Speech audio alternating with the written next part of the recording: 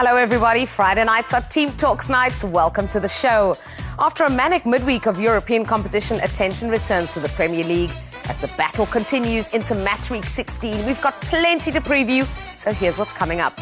All you've done is remind us that this is a game of heroes to be made, a big moment in Manchester, a game where now the world comes to a standstill, basically. And for Ruben Amorim, this is his first taste of the Manchester derby. Is he the right man to finally get United back challenging for titles?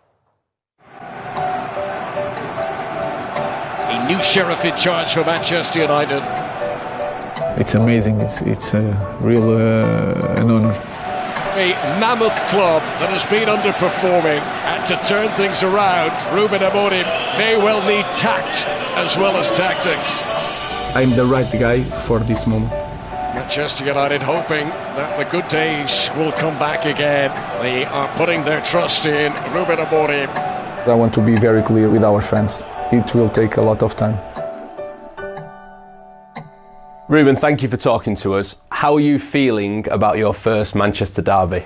The same as any other game. Anxious, starting to understand what is the best 11 to face Manchester City, and we know that it's a tough match here in this league.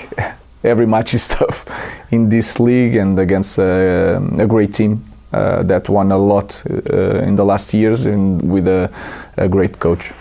What do you know about the history of this fixture? What have people around you said to you about it? I just follow a lot of Premier League, and you remember the kick from Rooney, some big results, even in Old Trafford, that we had in the time of Sir Alex, and big results. So I think it's a different time, and it's hard for the Manchester United fans to cope with that, but we want to win, and that's all. Obviously, you've already faced Manchester City this season when you were manager of Sporting. Does that 4-1 win help you in any way ahead of the weekend? Nothing. Just help to people get misleading about this game. I can understand better now the way they play, but they can change the way they play with just one signal from Pep. How much respect do you have for him, and how much do you relish the opportunity as a manager to be face to face with someone like that? Pep is one of the best in history. So we are always focused on trying to win this kind of game, but it's never easy. In the last games they had some problems, but they are a team also, and I follow Premier League for a long time. They have these moments, and then after January they go up, and in the end always win the Premier League. So we could change the context. I will be very, very happy. But every game you can win it, and we will go to the game to win it. That's no doubt about that. So first taste of the Manchester derby for Ruben Amorim. He's already faced Pep Guardiola's Manchester City in his last game in charge of Sporting. He's already won, but it's a totally different story this time around. And what I found interesting, Rachel, from that interview was the fact he said he's still trying to work out his best 11 to face Manchester City. Do you think he knows his best 11 just yet? I think he probably has an idea of his best 11, but I think within that there's always, you have to sort of tailor that. You might make certain decisions in certain positions to suit who you are playing. You know, it's one thing to know your absolute best 11, but if you know you're playing a side, even despite Man City's form, you've got to respect the players they have and the quality they still do have. So there are still decisions to make, even though you might know these are my best 11 if, you know, I had to just write it down on a bit of paper. I think he's very honest about the fact he's still open to being convinced. I think that lets players know that through this week's training, you know, you've still got an opportunity. You have to still keep showing me every day. And I think from his perspective, he still is living in that position of the players still need to keep proving to him, which means he's probably still just getting that little extra from the players day to day, which I think helps them to keep pushing themselves to be at the best level they can be, which they'll need to be in this game. It's been a big squad review so far, hasn't it? Because even for Amad Traore, for example, who we saw as a right wing back for pretty much every single game, he played inside 10 on Thursday night in the Europa League against Pilsen. So clearly he's still changing players from position to see maybe where they're best and what suits the team the best. I have to say by now I thought he would know pretty much the strongest 11, and I'm not sure if he has that yet. Is that also about needing to work out who is going to be on the outs? Because we understand that Ineos have, there are reports that they're making players available in the January transfer window. Marcus Rashford is one of the names who's mentioned, because you kind of feel a little bit sorry for him. He started not to him. I think he's got 3 goals now so far. And you know, some players are going to leave. We all understand that. Yeah, I'm just not sure that for Marcus, this new system, the 3-4-2-1 formation with the 2 inside 10s again and the lone striker just suits him. And I'm not sure he's a wide player that is maybe not a traditional winger that stays by the line, but just loves that width and just being there and then coming in town to his right foot from the left. There's just not that position there. I think even for him, though, I think he's had a tough probably 2 seasons, last 2 seasons. He doesn't look like the sort of player that's thriving, that's loving it. So I think maybe for him, you know, he'll feel how he feels. We aren't privy to that information all the time, but you know, maybe a change is actually going to be something that gives him the chance, because it's tough to see someone so talented just not seeing it consistently as we know we have in the past. Such a fascinating Manchester derby, because you've got a Manchester United side with a new sheriff, as the commentator said, who's trying to find the best way to use what's at his disposal to get to winning ways, to get into a pattern. You've got a Manchester City side who are in a major slump, a crisis by their high standards, trying to get back to winning ways, and now they meet on Sunday. Yeah, and I think the loser, if there is a loser, I think would get really hurt if Pep Guardiola can't win this derby, even if it's just a draw. But if he gets beaten at home by Ruben Amorim and United, which can happen, anything I think really can happen. I know we say it often a bit as a cliche, but anything is possible in the Premier League. We always say that, which is true to a certain extent. But I really think this Sunday game is so open. I think if Guardiola gets beaten, it's 1 win in 10, so it will be 1 win in 11, it will be another defeat. And I'm just not sure how you recover from that, because it's the derby, because it's against a team that really have no right to beat in City, because this United team is just not ready yet. They're not ready to be Forest. How can they be ready to beat a Manchester City Pep Guardiola team? So if they did, then it would be amazing. And for United, could you say there's not pressure so much because it's so new in the Amorim era and it's away from home? A little bit.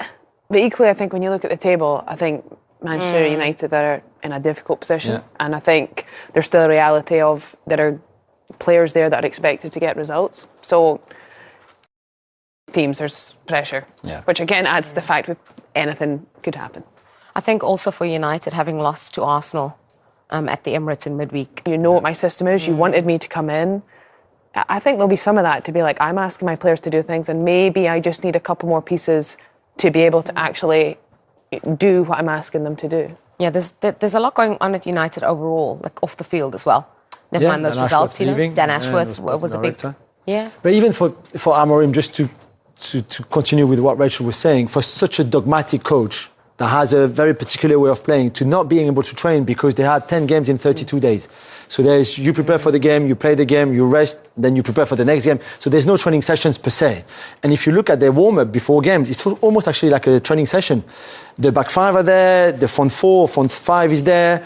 And it's just not like a normal warm-up that other teams do, because he doesn't have the time to work on things. And he needs to utilize every single time that he has, whether it's warming up before a Premier League match or whatever match, to be able to make those players work into that system. And it must be so hard for someone. If you really are more of a pragmatic coach, you walk in, it's all about game management, man management, putting your arms around the players, etc., etc. If you're a dogmatic coach that asks things are very demanding, not being able to train properly is a problem.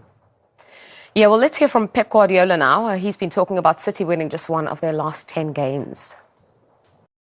I want to do my best. And when doing my best in the good moments, we are happier. But when I arrive the next game, I'm concerned the same right now. What I have to do, what the lineup will be right, will be wrong. I do the same. So there is no human being that make an activity like they want to do it. It doesn't matter. It doesn't happen. It's the same.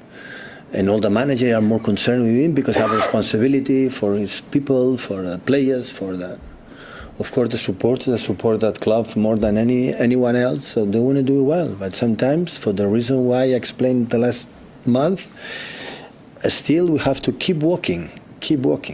So the moment, sometimes, you know, in the period you go through in the bad moments, in the bad times, you know that?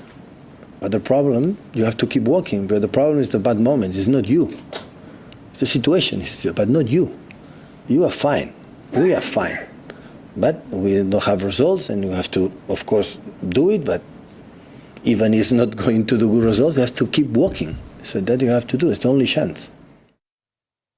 Fascinating in midweek after losing to Juventus, Ilkay Gundogan's ability, the loss of confidence that they have, and Pep Guardiola immediately afterwards kind of seemed to negate that.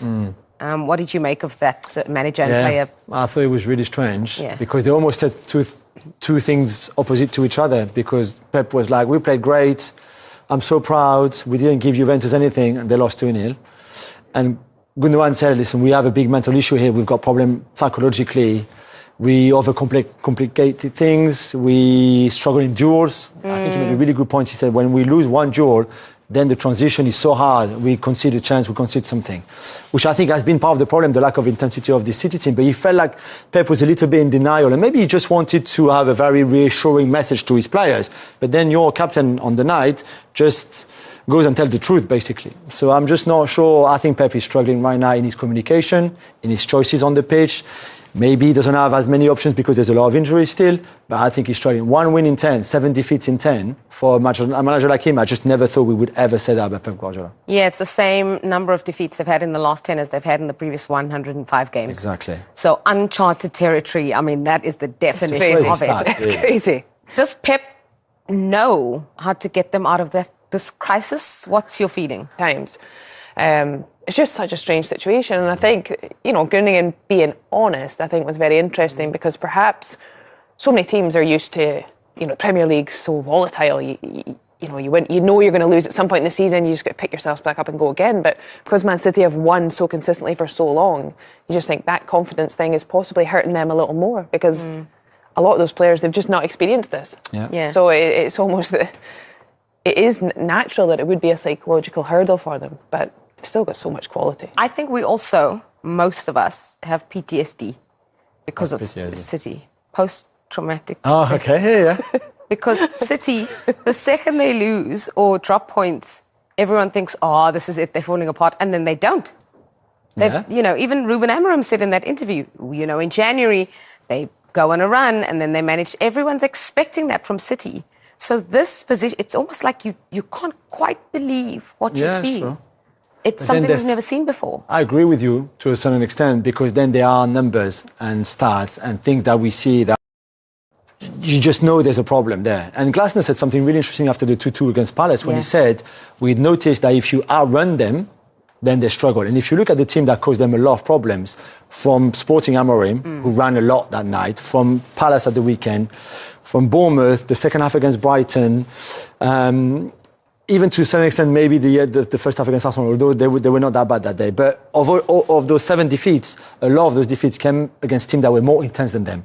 And I never thought I would say that about a Guardiola team that always had a lot of the ball, but was just always very intense. The counter-pressing was really super efficient all the time. They would lose the ball and recover straight away, super high on the pitch. That's not there anymore. And you go through them like you go through melted cheese that you love in the UK. It's just like this.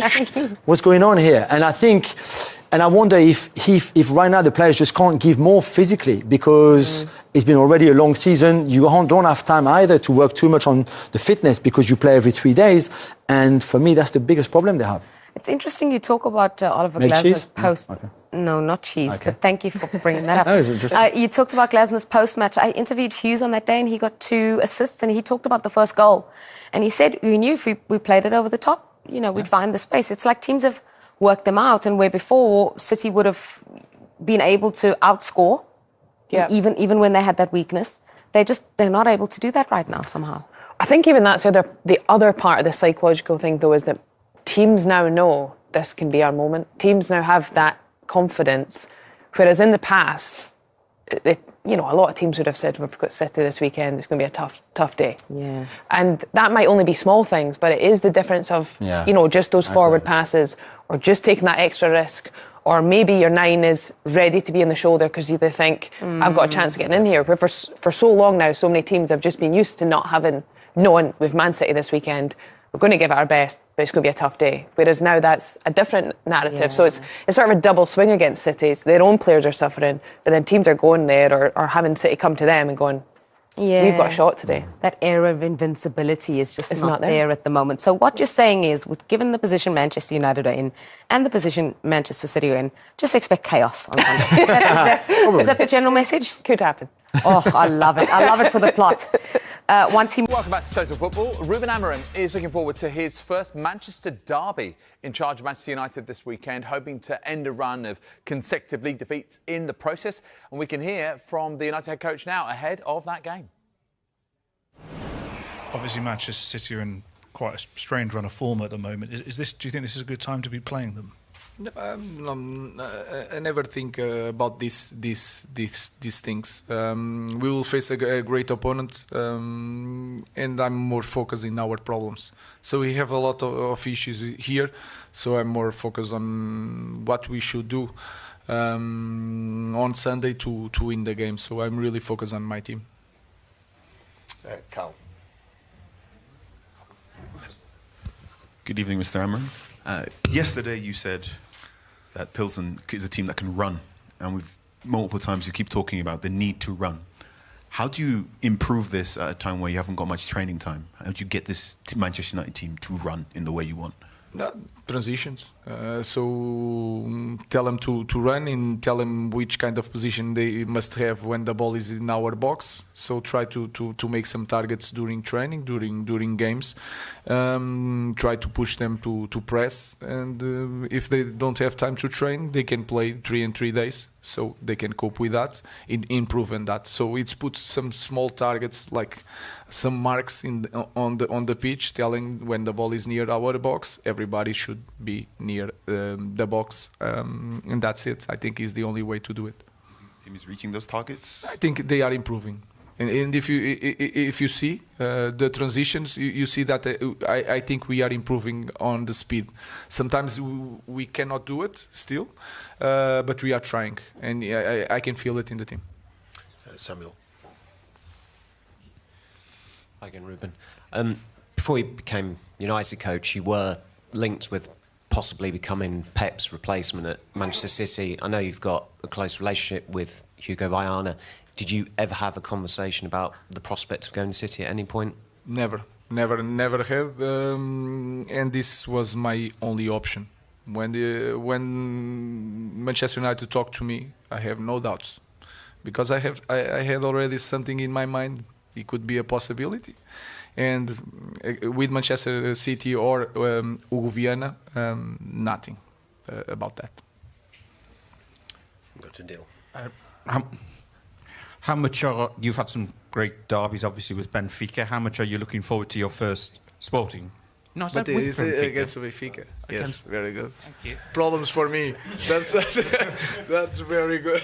How much are you looking forward to your first Manchester derby? I'm really focused on the details. I just want to improve the team, so I cannot leave it like a normal derby, like it should be. Like two great teams fighting for the title, and it's not that in this moment. So it's just one more game with a very good opponent. Both teams are struggling in the moment, so I hope in the future feel that real feeling of a derby. So, but I know that is really important for our fans. But my goal now is to improve the team, win games, and we'll try to win this game. Hi, Ruben. It was a difficult day for Andre at the weekend. He's obviously been involved in the goal again tonight. Have you any concerns about his form heading into such a big game on Sunday? Yeah, we have to take it like it is. He had already in the past situation like that, so we have to work on this.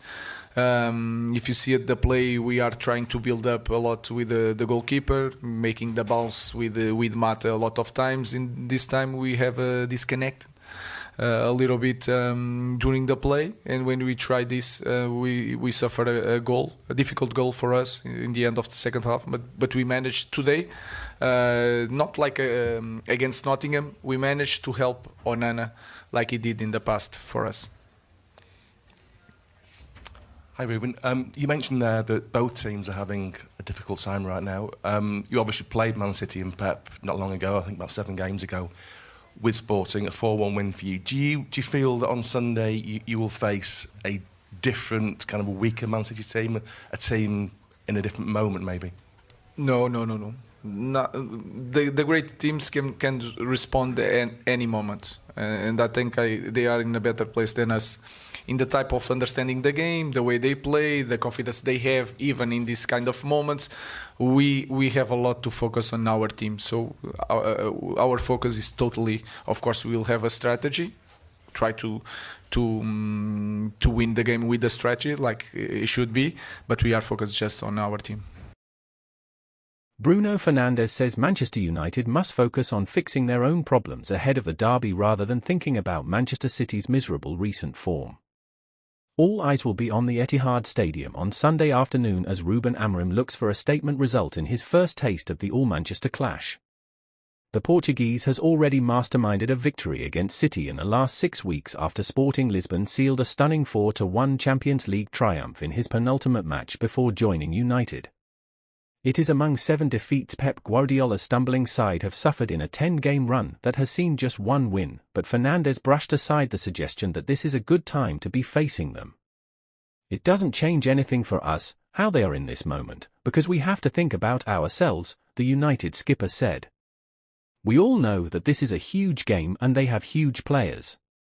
They're probably not winning as much as everyone would expect them to do. But we have to focus on ourselves because we're not being at the level we want to be also, so we can think about the momentum of the others.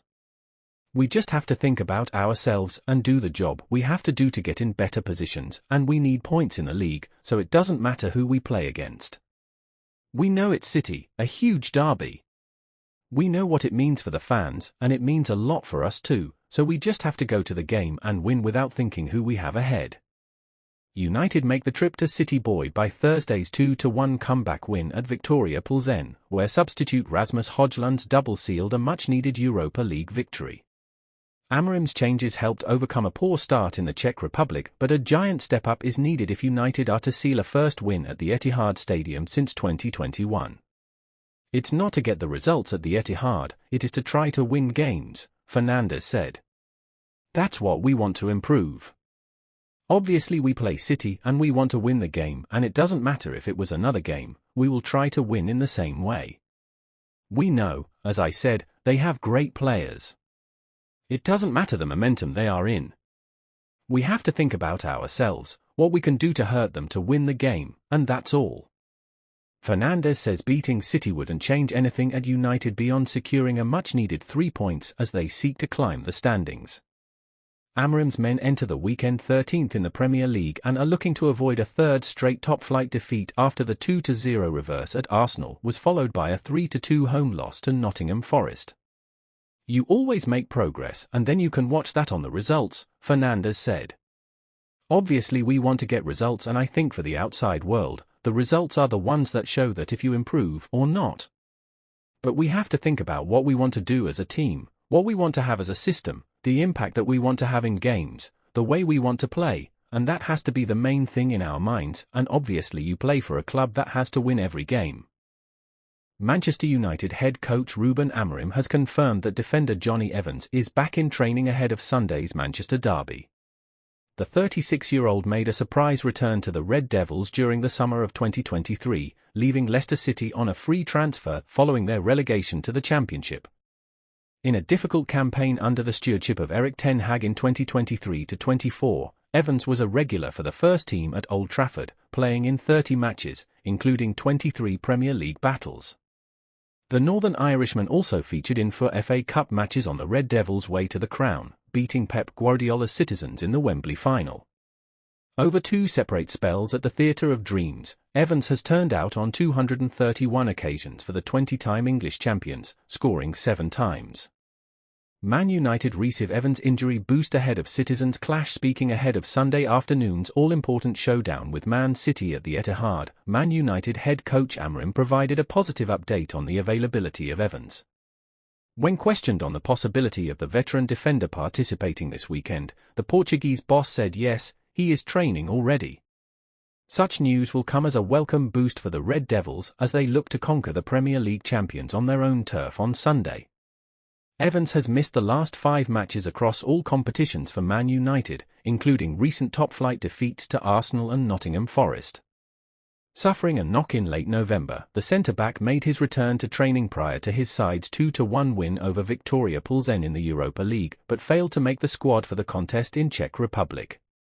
Centre-back options and other injuries. With Evans back in the first team fold ahead of Sunday, Amorim has a decision to make on which trio start in central defence for the trip to the Etihad. After injury issues in that area of the pitch during the start of his reign, the Portuguese coach has a plethora of options, including summer arrivals Lainari Euro, Nasser Mazraoui and Matthijs de Ligt. The Red Devils are limited on the left side of defence, though, with Luke Shaw suffering a fresh hamstring injury after coming back from a long-term absence.